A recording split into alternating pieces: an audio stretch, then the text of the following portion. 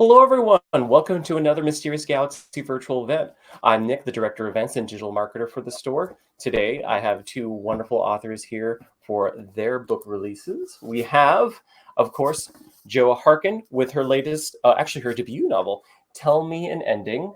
I have the arc, everyone, so don't mind this part right here. Still a lovely cover. And we also have Rob Hart for his latest book, The Paradox Hotel. Hi, Rob. Hi, Jo. Hi, everyone. Thanks for joining us. How are you both doing today? Hanging in there. Yeah, very well. Very excited about this. So as I mentioned, this is Jo's first novel. She is right now in the UK. So we're very fortunate to have her virtually here with us. Otherwise, I don't think she'll be flying around the United States really for this. So thank you so much. Yes, nobody would fly me in, but thank you for having me. I did. I meant just because of pandemic times, but and as I mentioned, this is Rob's latest novel. He has also written The Warehouse, which has been sold in more than 20 different languages and was optioned for a film by Ron Howard. He has written the Ash McKenna crime series, the short story collection Takeout, and the Scott Free with James Patterson. So the first thing I wanted to have you both do is basically give your elevator pitch and talk about your books for anyone who may be watching that haven't read them yet. I'll start with you, Jo. Okay, so my pitch is, this is a what if novel. In this instance, the what if is, what if you could delete memories? These would be traumatic memories, a short period of time, no longer than a week. Things that you feel you can't live with. And then what if you found out one day that you had a memory removed? You have no idea that you even did this, and you're being given the opportunity to recover that memory, to get it back. Would you do it? So the novel follows four very different characters, all of whom are absolutely blindsided by the arrival of this email telling them that this is what they've done. And basically the company that has carried out the deletion procedures has been legally obliged to offer restorations. So these people all face their own very different dilemmas on whether to get the memory back or not. Then you also have Noor. She's a psychologist. She works at the memory removal clinic itself.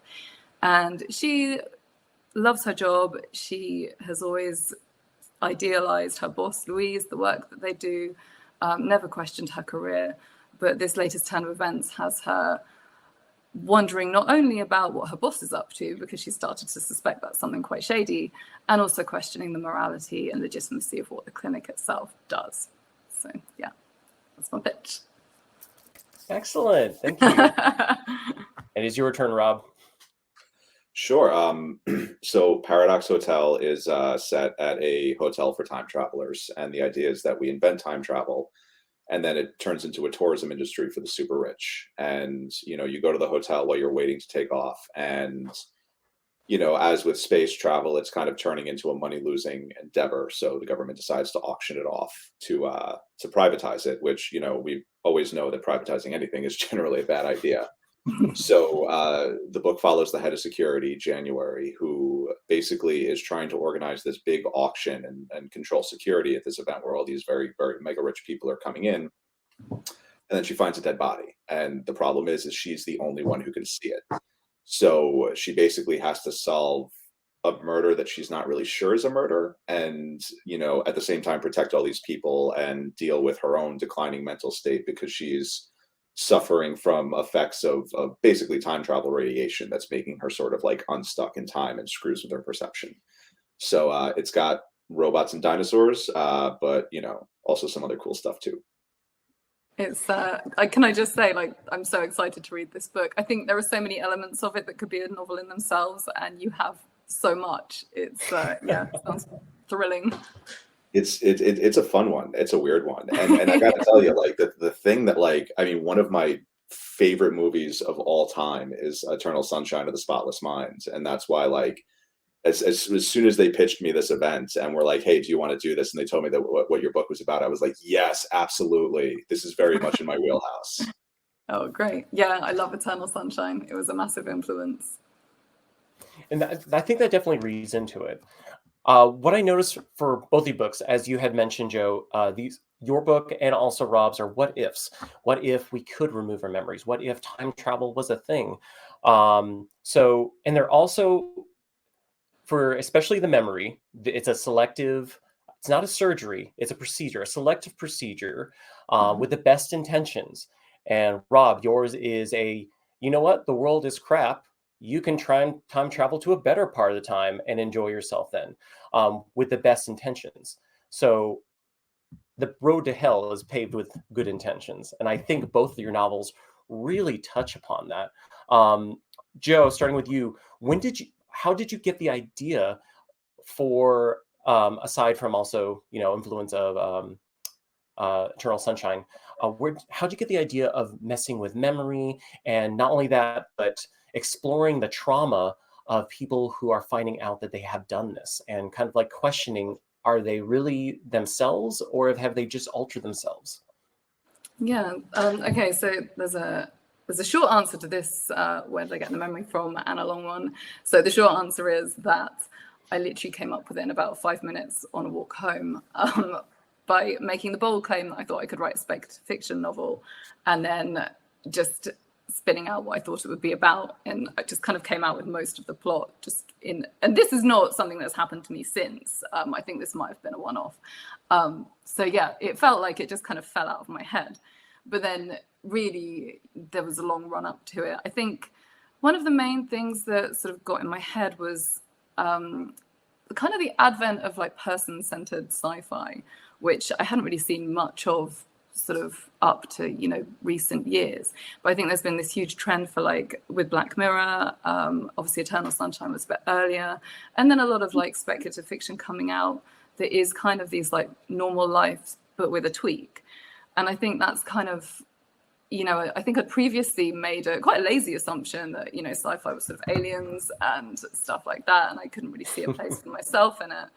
And then kind of just broadening my horizons and taking in all this other, actually getting to know the genre, and really enjoying these sort of, these TV shows and books. I think that kind of got into my head, and I started thinking like, this is like, I would love to add my voice to this. And then the real life science was also a huge inspiration. So, I mean, as I wrote the book, because it's a concept-driven novel, I was obviously terrified that another writer would get there first, and do exactly the same thing as me.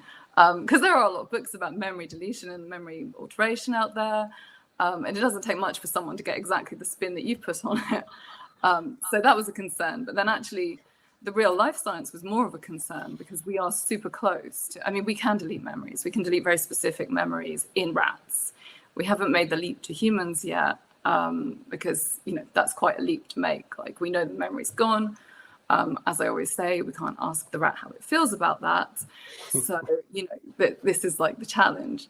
So as I was writing, I had like these two things, like, am I going to get caught up by another writer, and am I going to get caught up by the real life tech? So but I found all the studies, the research fascinating. And I'm a bit of a thwarted psychologist myself. Like, I started studying psychology at uni, switched to English. And so I've always been really into kind of, as you say, the trauma, people's, the psycho. I think my focus is, what's going on in the psyche, how are people damaged? How can they mend? How may they not mend? And so that's been another long, interest of mine. So all these things, basically, the rise of, very, very kind of grounded, human-centered speculative fiction in like mainstream, my interest in the science, and then my sort of psychological dabblings all sort of came together. And now we have this book. And it's, from the sounds of it, a lot of research went into it, just because you are pulling from stuff that is basically in its infancy and hasn't yet gotten to humans, which it's going to be eventual. I'm pretty sure it's going to be eventual. Now, what about you, Rob? What about time travel kind of wanted you to write this book? Because your last book that came out was The Warehouse, which was a speculative of not too far future, where a mostly, I don't want to name the company, but and I love how you even have in that book a reference to that company, like, oh yeah, if they just that company died off, and this company was even bigger than them, Nice. where a mostly one particular company is controlling basically everything retail and just life and the jobs. So how did you get from that book to this book? Well, I just want to say real quick too, like, and I love doing that, Joe, like really digging down into like the science, which was such a fun challenge on this because I really tried. And then you realize with time travel, you just got to make it all up. I was going to say, are we close? But yeah, you know, it was funny. I've always wanted to do time travel because I love it as a storytelling device. It's a lot of fun. It's really weird. It's challenging. I've always been a big fan of. I've always been really interested in quantum physics. So I mean, I'm obviously not an expert, but I've done some reading in that area. And yeah, I was at this interactive theater show in New York called Sleep No More. It starts at a hotel, and then sort of you follow the actors around the space, and you can search things, and you're wearing a mask. It's really weird, but it's super fun. I've done it like 5 or 6 times. And at just one point, I was walking from one room to another, and I was like, what if there was a hotel where you can go into a room and it was like 5 minutes from now or like 10 minutes ago? And literally just went home and wrote like time travel hotel in a document and closed it. And then it just sat there and just kept on developing over the course of a couple of months until finally I was like, yeah, this is the thing I'm going to do. But yeah, I mean, the same thing. I've always been really attracted to sci-fi that tells human stories. You know, I think it's such a great device for that, because sometimes you really need to kind of really blow things out in order to kind of like bring them back to a really personal level. Because I think in a lot of fiction, especially in something like crime fiction or sci-fi, you know, it gives you an opportunity to push characters, and you really get to know people when they're at their lowest or sort of at their hardest point or really struggling with something. So, you know, and it's fun to then kind of put these genre conventions around it and play with this idea of like, you know, okay, I've got a character who's like a great detective because she can see, you know, into the future sometimes, but it's also, you know, destroying her brain. And it's all rooted in the fact that she's just having a hard time, you know, facing herself and accepting herself. So yeah, it was kind of like a weird path, but I'm shocked it came together. Real quick, did you come up with the title of the book, or was that something that editors have done? Oh no, yeah, that was one of the things I had early on. I just thought, because there was years ago I was in upstate New York, and I passed by Paradox Lake, and I thought it was so cool. And I actually wrote a story called Paradox Lake about these two ex-cons who like are escaping from prison and then end up at this cabin, and they're supposed to be waiting for someone to pick them up, and it turns into this weird psycho trip paradoxy kind of thing. But I always just like, it's just a fun word. Paradox is a fun word. So, you know, when like Paradox Hotel popped into my head, and I was just like, yep, that's it. I got it. Did you know there's actually a hotel called Hotel Paradox? Yep, there's one. I saw that on Instagram. I was trying to hashtag it, and I was like, "Oh Yeah. my god, this isn't Rob, I don't think." Yeah, they're rebranding a Trump Tower in Canada to be a Paradox Hotel, and I'm just like, I don't know if I want to do some sort of like, you know, co-sponsorship thing there. I'll probably You should send them a copy of the book and see what they do with it. yeah, just the random copies and have them put them in the rooms. Yeah, instead of the Holy Bible. Now, what about you, Joe? Was the title of your book "Tell Me an Ending"? That's very poetic in a way. Did you come up with that, or was that something that came up later by editing? Sort of. So yeah, I mean, I've established through the process that I'm not actually that great at coming up with titles. I kept having ideas, and everyone was like, "No, Joe, like no." And so in the end, I was like, "Okay, you guys like suggest some stuff." So "Tell Me an Ending" was, you know, it's a quote from the text itself, but it hadn't occurred to me to make it a title. I think I'd originally called it one of my early titles was "Like Nothing Happened," which I think was thought to be a little bit flat. And then I had "The Written Troubles of the Brain," which was a Macbeth quote, which I was very attached to. They had to really prize that one out of my cause. And yeah, but I like this one. I think, I mean, yeah, it's sort of leading, but doesn't really tell you all that much. So yeah, it's an interesting one. And I want to give a quick reminder for anyone that's watching. If you haven't yet, you can also submit a question down below. We have a Ask a Question button. We already have one question there so far, and we will answer them later in the program. If you haven't yet bought your books, your copies of Tell Me an Ending or The Paradox Hotel, both Rob and Joe are gracious and supplying signed book plates, so we'll get those to you as well. So both of your books have large casts of characters. As you said, Joe, you got Finn, you got May, you got William, you have Nor, from their different perspectives. Rob, not only do you have the head of security, but you have, which I'm forgetting her drone robot's name. Ruby. Ruby, who through hacking made very snarky. I love that. Wonderful character. And all the other characters who are in the hotel. How did you both keep it straight in your head, these juggling characters? I know, Rob, you really didn't do different perspectives, but you definitely had a lot of characters that you had to write for. So how did you both manage that? Start with you, Joe. So yeah, it was a challenge. I originally had a whole other character thread, which because the book was gigantic, I still mourn them sometimes.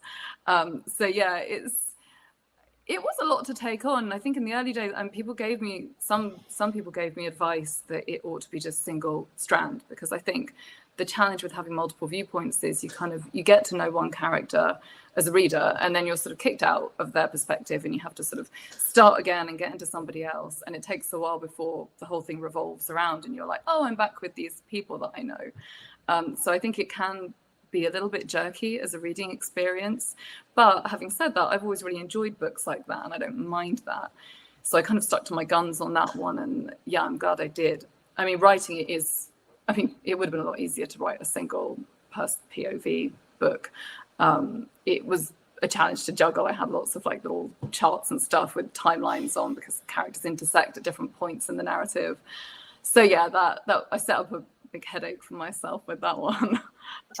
But yeah, I'm pleased with the results. I think you can kind of, with multiple perspectives, it's just, especially with speculative fiction, and Rob's probably found this, you're kind of world building, and it's a really great way to kind of get all these voices come together and kind of create a tapestry that you wouldn't necessarily have with just one character. I think it gives a real sense of your world. And yeah, I love that in books. So I knew I wanted to do it in mine. How about you, Rob? Yeah, I just did it very carefully. Lots of outlining, lots and lots of outlining. It's really, it was nuts, because when you start to play with perception of time and kind of things happening out of order, it's just there were certainly some points where I'm like, why did I do this to myself? Yeah. But yeah, I do, and this one really needed to be sort of first person POV, because it was sort of it's an unreliable narrator and a very personal story. But Warehouse was 3 POVs, and yeah, I really thought for something like that, when you've got this big sort of world you're creating from nothing, it really does help you to have those multiple characters, because then you're going to just see it from different perspectives,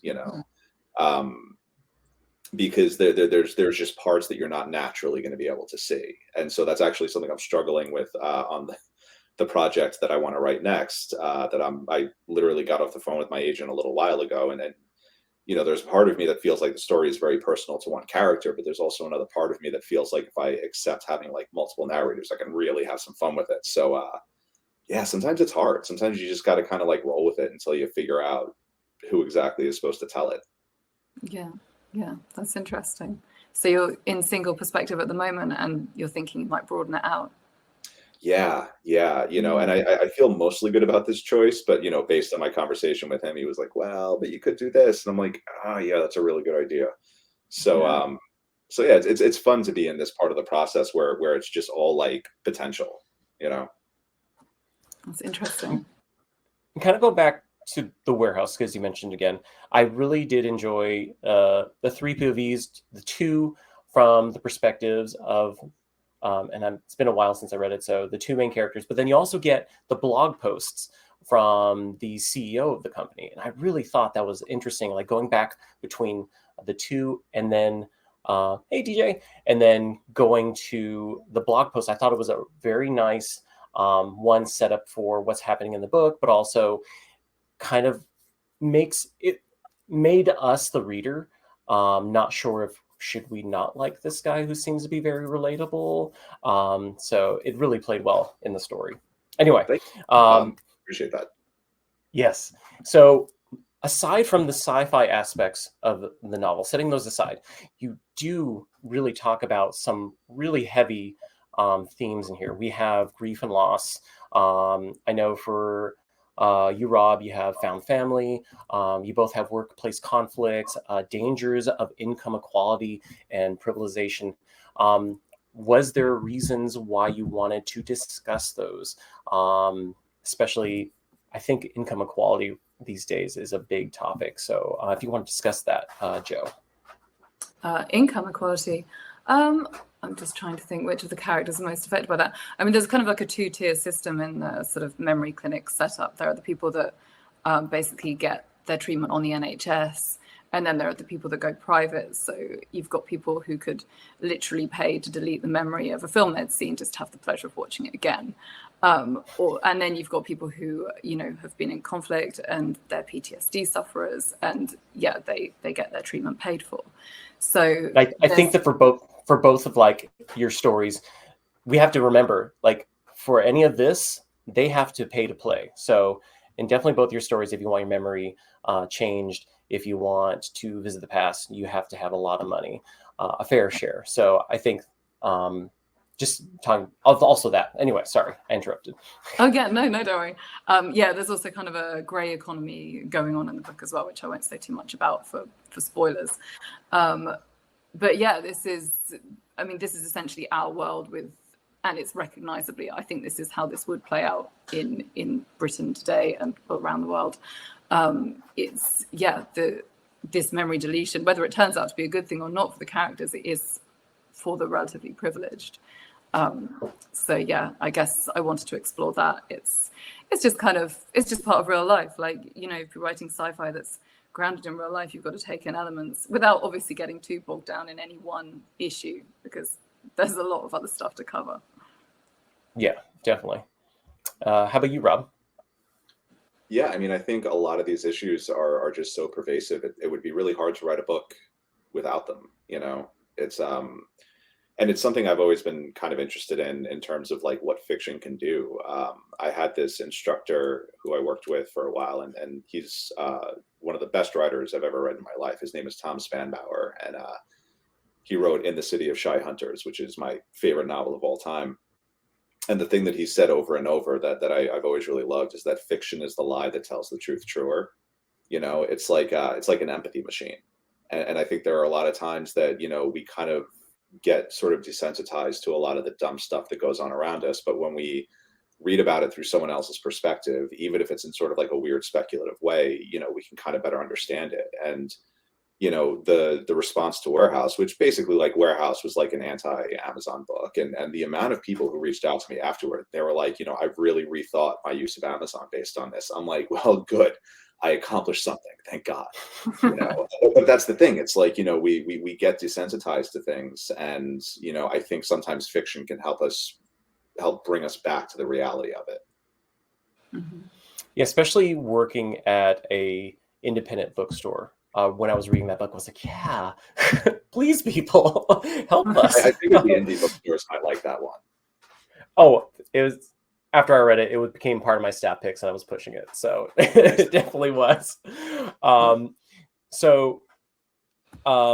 As a juxtaposition, Joe, this being your first debut novel, Rob, another novel in a line of books, what have you learned? So Joe, what have you learned from writing and publishing your first novel that will help you for your next writings?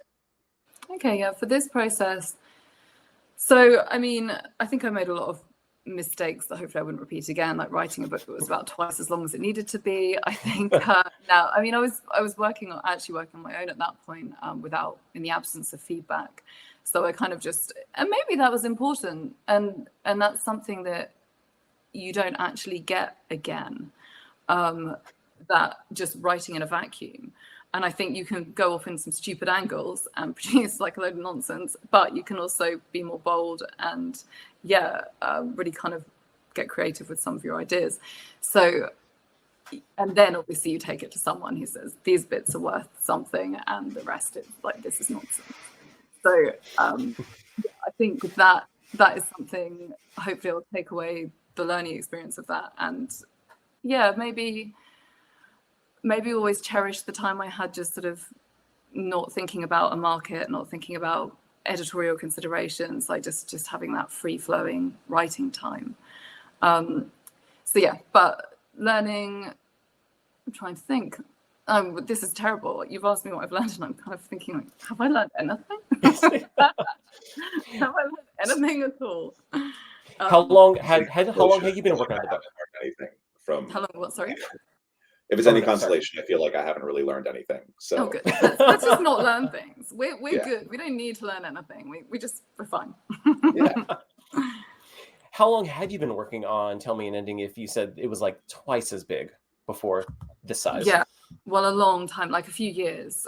So, I mean, there was a year just of almost pure research and just structuring and getting that right. And then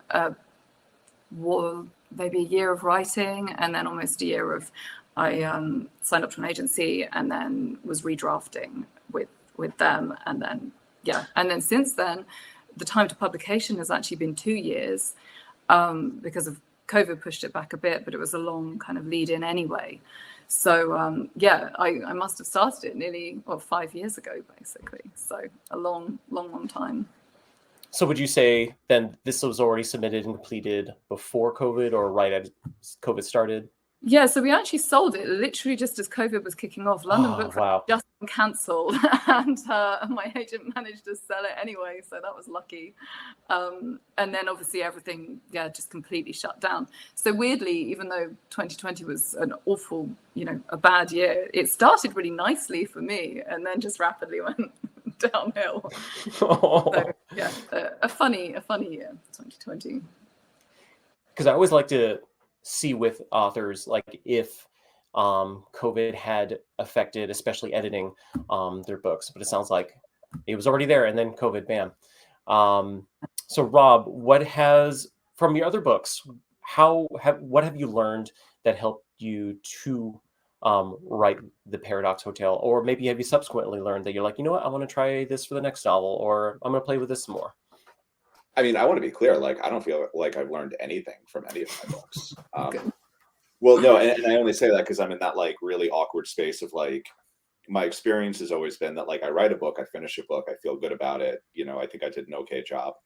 And then I go to write next book and I'm like, I literally have no idea what I'm doing. I don't know how, like it's almost like you do it in a fugue state, it's just sort of, it's weird. It's really weird. And I've heard this from other authors where they say that like, whenever they're about to tackle a new book, even no matter how many they've written, they're always like, how do you write books? I don't know.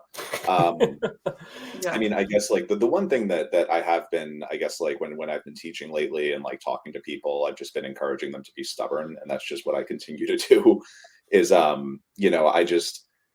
it's weird, man. Like this is a weird job to like make stuff up and write it down. And then someone wants to put it in a book and sell it. And so, and I struggle a lot with things like imposter syndrome and anxiety. And, so I just made myself this promise that I'm just going to keep on showing up until someone tells me to go home, and no one's told me to go home yet. So, like that's being stubborn is, I think, the best thing I've taken from this so far. That's a good point. That kind of like self-belief, which obviously I had nothing of before I got published, and now. But actually, no, I don't know if I have much more now, because as you say, you just start a new book, and often you're doing something different, you're doing a different plot, and you may have put out one book that was successful or worked. It's no guarantee that you can do it again. Sorry, this probably isn't helping your fears, but it is kind of, you start again each time. And especially like I'm writing historical at the moment, and I'm sure there are going to be loads of mistakes and things I look back on, and loads of rubbish that I write in this new genre again. So it's lots of it is a weird industry. And honestly, I kind of think it is encouraging to talk about stuff like this, because for the most part, from an optics perspective, obviously everything's supposed to look like sunshine and unicorns. But there are real struggles here, and I mean, the warehouse pushed me into therapy, because it was so much anxiety of like how much my life changed and how much pressure I felt leading up to the next book. And granted, I had a whole bunch of other stuff I had to deal with too. But yeah, I think it's good to talk about that sort of feeling of imposter syndrome and frustration and anxiety, because you think it's going to go away and it kind of doesn't. So you have to kind of like learn to work within it and accept it as sort of a constant, and not as a deterrent, not as something that like, oh man, like this is happening to me and nobody else. It happens to everybody. So I actually take a good deal of comfort in that. Yeah, I completely get what you mean. I think like there is a really nice period before you publish your first book, or actually in the run up to publication. I really liked that. It was 2 years away. I was doing edits, which sometimes were not fun because I had to trim so much. But there was no chance of failure. Whereas when a book's out, then the pressure's on, and then there are expectations for your next one. And I think I can totally see why that was a challenge. And yeah, it's nice not having to have a book out in the world. Yeah. My talk with my agent today was like part strategy, part therapy session. That's good that your agent will do it. I think that's the best piece of advice I've ever heard authors to give is the be stubborn, don't give up. Because like I mentioned, the industry seems like, oh, I'm making a book, everything's going to be fun, wonderful. But some of those rejections that and I've never have done this, but I've obviously done a number of events. Some of the rejections I've heard that authors have gotten have been pretty dang rough. And so, yeah, I think just keeping at it, being stubborn, being able to absorb those rejections until finally, like, you get the one. I think that's the best piece of advice, because everyone writes differently. But I think being stubbornness is a great trait all authors should have. Cherish it. A silly question. I can't ask this one because it'd get a little too far about memory deletion, but time travel. If either one of you could take a vacation at a time travel period, where would you want to go? I'll let whoever wants to start first. Well, I immediately know this because I'm writing about the medieval period, and that would save me a lot of research. So I will go back to the 1470s, to the court of Henry VII in England. Done. Excellent. I would want to see an opening night Shakespeare, like the opening night of Hamlet or something.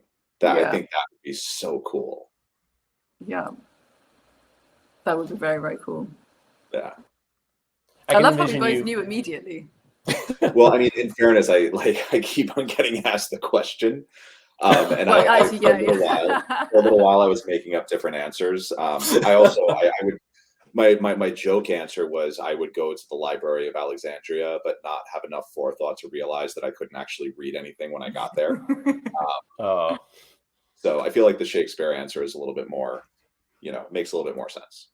It'd be good to go back in time to like the setting of a historical mystery, like what happened to the Amber Room, like the two princes in the tower, like D.B. Cooper, when Agatha Christie disappeared for 5 days or something, or. Yes, her husband was cheating, wasn't he? Isn't that why she was a bit peaked? And there was something weird going on there. Great response. Yeah. Fake your own death. Yeah. I mean, who wouldn't want to do that? Just get away from online stuff these days for a bit. Yeah, it's true. We have a few questions, so I'm going to go ahead and switch gears to audience questions. Again, anyone who wants to ask questions to either Joe or Rob or both, hit the ask a question link below. First one up is, was there a character within these books that had a clear voice, and was there a character that changed as you were writing them? Good question. I have some thinking time on that one. Do you want to go first with that, Rob? I have to run through my characters in my head. I think I had most of the voices down pat when I started. And in part is because, like, again, I spend so much time outlining and planning that really by the time I sit down and write, I've mostly got the book in my head. It's just a matter of getting it down. I guess the one voice that I really kind of had a hard time with was January, the main character. It's because she's very acerbic, and she's sort of she's dealing with a lot of personal issues, and she kind of deflects with like humor and put downs. And my first draft, I well, not the first, it was the first set of pages I sent to my agent. He's like, wow, like she is too much of a jerk, you need to rein it in a little bit. So it was like trying to kind of like find that sweet spot between have her be funny and interesting and standoffish, but like not so much that she was unlikable. That took a little bit of work to find, but otherwise it was yeah, it was fun to play with the different voices in this one. I had exactly the same thing. Unlikable characters. I thought they were hilarious, but other people were like, they're just mean. Yep. So I had to like wind some of them back a bit. Yeah, I would say I don't think my voice has really changed.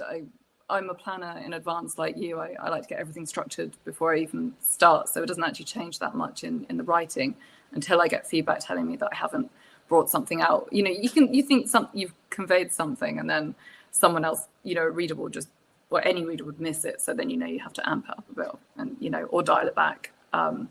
So yeah, some of my characters, I had them in my head. I just wasn't conveying their full reality on the page, or I wasn't giving them enough emotion or heart to balance their like harsh remarks. So yeah, I think it was a matter of like bringing them out rather than having to kind of rethink them in my head. Good question, good answers. Yeah, great question, thanks. DJ asks, are your books standalones, or are you going to make them into series? Well, with mine, I have an idea for a follow-up that would be set in the same world, but with a completely different set of characters. I'm not working on that right now, but yeah, it's kind of like, it's in the mix for maybe potential future projects. Perfect. It's in the back burner, one simmering. Yeah.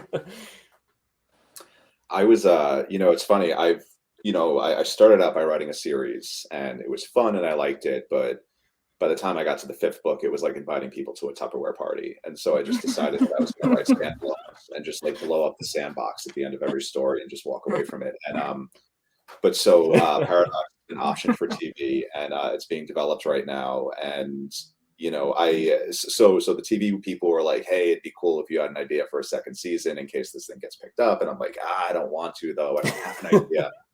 And it's also like, it's sort of like the Doctor Who problem, when you're telling a time travel story, the stakes are probably going to be that the time stream is a threat and is going to implode or something. And you can't do that at the end of every book.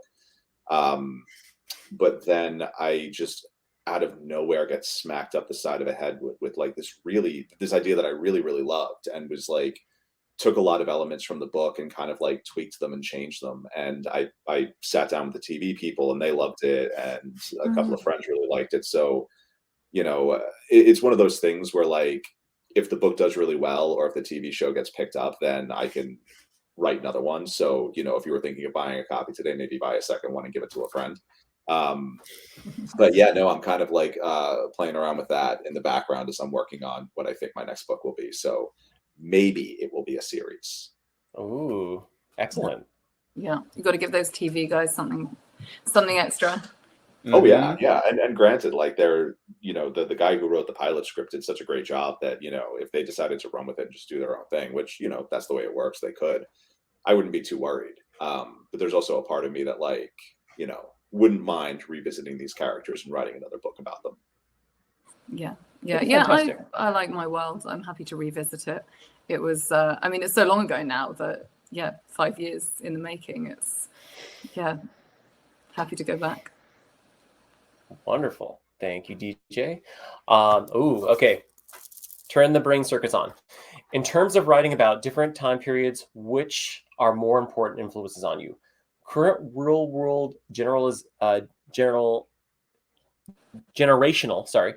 technological trends or ideas that you have gotten from fiction that you have read over the years. So I guess current real world generational or technological trends or ideas they have gotten from fiction they've read over the years. Oh, okay. Which is more influential in our writing? Yes. Mine has been probably 50-50. I think when you read or watch something that you love, it just makes you want to do something yourself. Like there's nothing like it. But then, yeah, as I was saying earlier, the science side of mine was also hugely.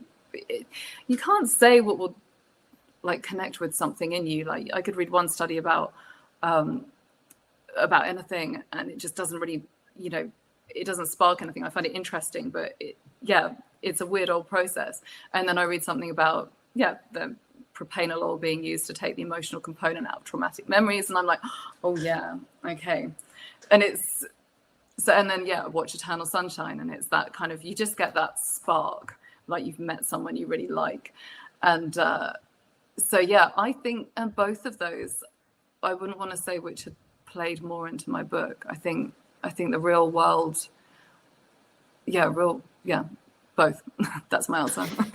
Sorry, it's I wish both camps. Yeah, no, I'm with you on that. Like, it's very much both for me too, because on one hand, like sometimes you need to feed the creative well, and you do that by reading or watching good fiction. But then a lot of times too, I'm just kind of like spinning out things that I'm looking at in the real world.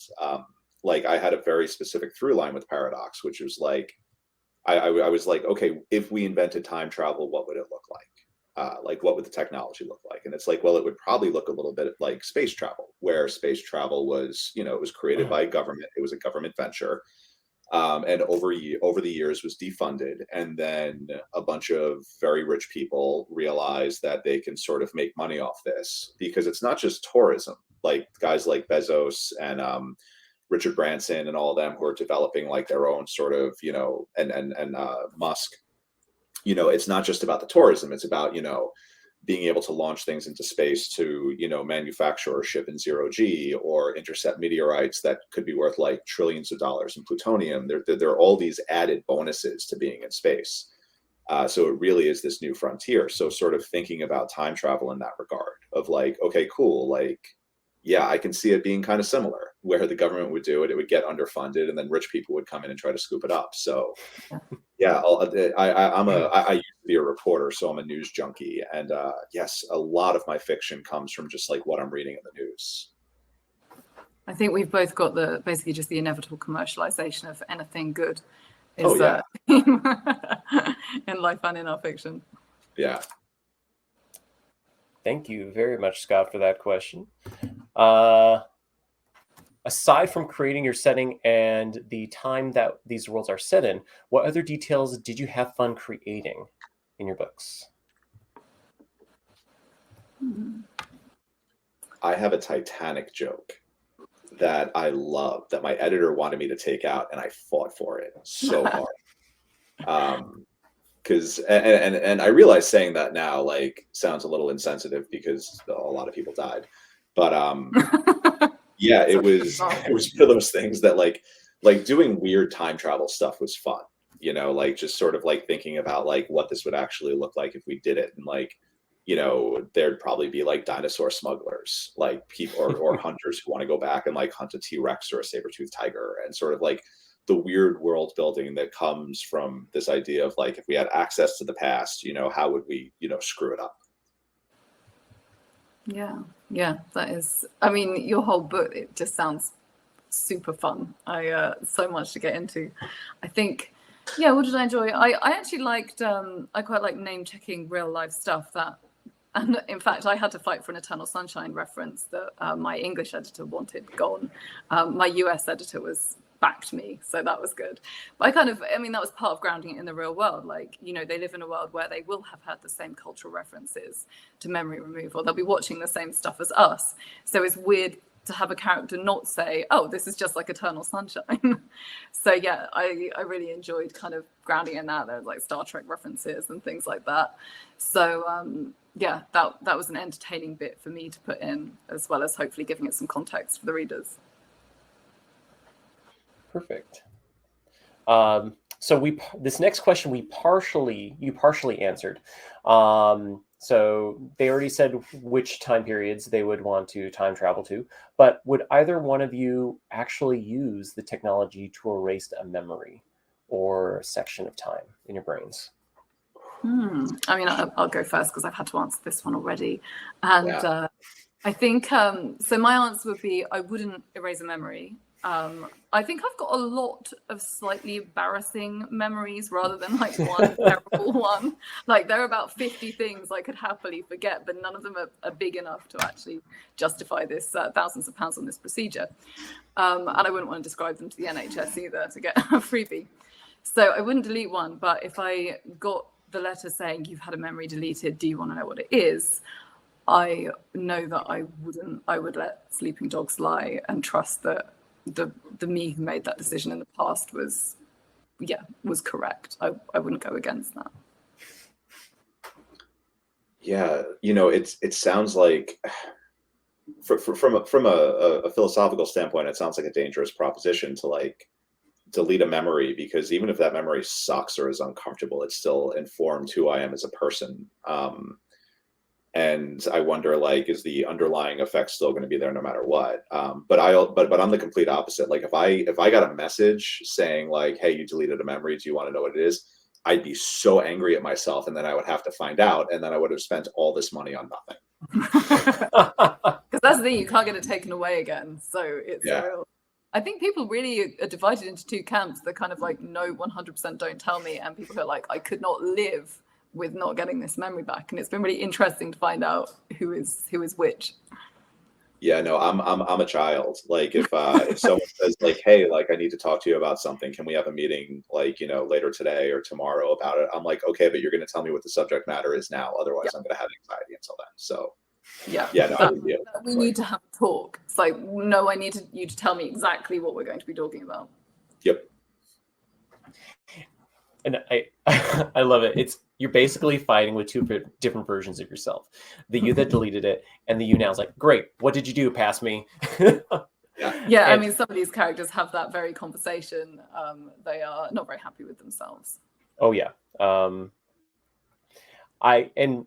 Particularly with time travel, I think there is already the strong idea of like, okay, you know what? There is a chain of time. If you mess with the chain, it's going to have implications in the future. But like you also talk about with memory, Rob, that if you mess with something that could have made you the person that you are now, would changing that one memory alter your personality greatly? We just don't know. So I'd have to say I haven't had anything like traumatic happen to me that would want to really warrant it. So yeah, even like the uncomfortable memories, like you have also kind of inferred, Joe, because I can have a bunch of memories in elementary school when I was a stupid kid that I could like, I want to wipe that away.